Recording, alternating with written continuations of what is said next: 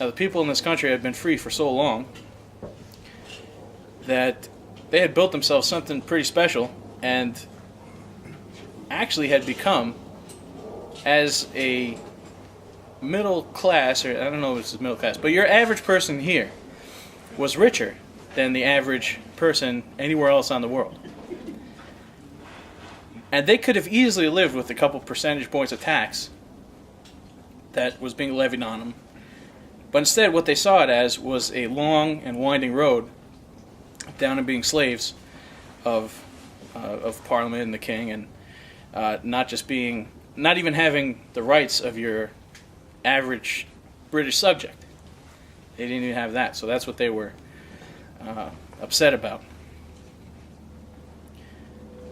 One of the first key figures I'm going to talk about is Paul Revere, who I think most people have heard in school, The Midnight Ride of Paul Revere, the poem, right?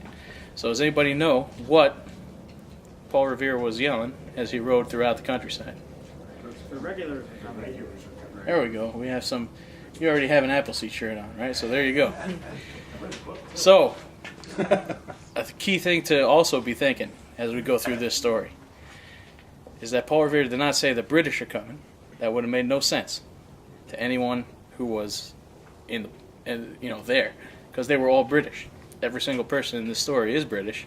Woke up that morning being British, lived their whole lives reading British history, arguing British philosophy, going through all this stuff in the frame of mind that they were British. And then on this day, everybody had a real hard choice to make. Whether they were going to continue on with that, and many people did, or were they going to break with all of that and try and start something new. Paul Revere's Midnight Ride didn't even start at midnight. It actually started a week before, when actually the Right to Conquer started a week before. And months before any of this, Paul Revere had already rode out several times. There was a powder alarm in Somerville, where I live, where there's a place, there's a powder house where everybody would keep their powder all in one spot, all the arms in one spot, so if anything would happen, everybody would run to this central place.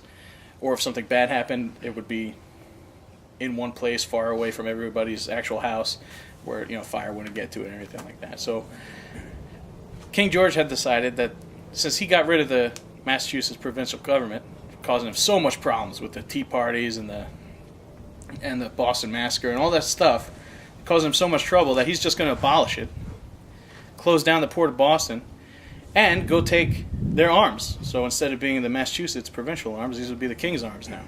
So he sent a couple redcoats on a boat, and in the middle of the night, they emptied out the powder house and caused not only a powder alarm, but it was a powder panic.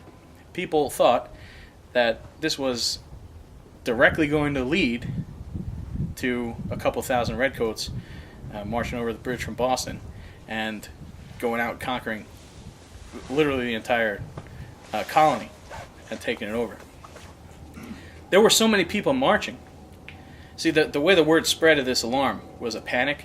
So people for a long time after the redcoats had come and gone and taken it were getting the message that the war had started in Boston. It's time to go fight. And there were actually more people coming from other colonies towards Boston than there were on April 19th. And the numbers are staggering for April 19th. I can't imagine what they were for then. But it was a Chicken Little sort of moment where people would leave their homes, start marching towards Boston ready for war, and then somebody else would come up and say, oh, no, well, the redcoats, they took that stuff, they got in, and it's over. Nobody's fighting over it. They just stole it and got away with it. So a lot of people were turned back on the way. It was a bit of a mess. So Paul Revere, with the help of, actually I should say Dr. Joseph Warren in Boston, with the help of Paul Revere and several other writers, set up a system where that the word would spread quickly and efficiently and effectively, really, to all the corners where it had to get to. So there were several such alarms, with one going up to Salem, Massachusetts, one going up to Portsmouth. These are two alarms in the middle of winter in Massachusetts where Paul Revere is riding hundreds of miles in the snow, outrunning British Navy ships to get to where he has to go, that are following up along the coast, and alerting the townspeople there. And these are dangerous missions. Some of his help is getting arrested, sent to prison ships. So he's well practiced in this. He successfully turned away the British at several places. So about a week before April 19th in Concord, Dr. Joseph Warren gets the news that General Gage, who was the governor of Massachusetts, the British royal governor, has been very happy with these expeditions, at least the first one. But the second two had failed, thanks to Paul Revere, so he's going to try somewhere a little closer. It's Concord, Mass., only 18 miles away. He thinks he could get there and back within a day. And he has reports of a couple cannon that are there, held by one Colonel Barrett of Concord. So Paul Revere goes out a week ahead of time, says, the regulars are going to be out, they're going to be looking for your cannon, why don't you go move them?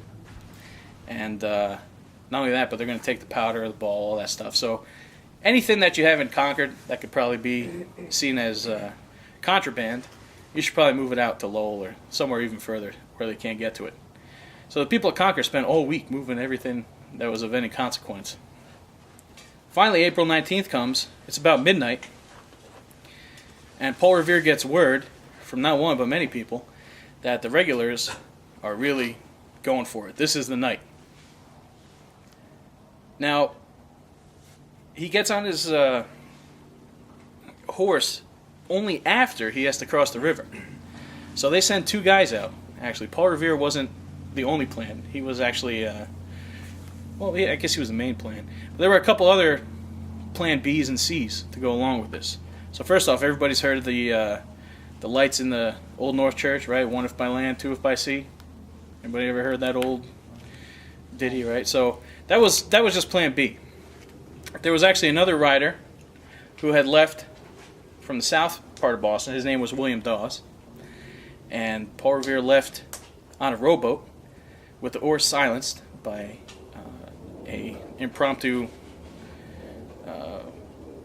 some impromptu help from a young woman in town who actually gave him her breeches to wrap the oars with. And he rowed under the mast of the HMS Somerset, which is a huge British ship of the line, lined with Marines along the decks, on high alert, waiting for anything funny to happen.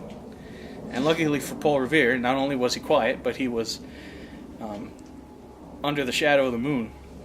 He just happened to hit the right spot on the Somerset, where he was covered by its own hull, and went right up close to it, sailed by without any incident. He got on a horse, started riding, and as Paul Revere rode, he didn't just kind of run through the countryside yelling.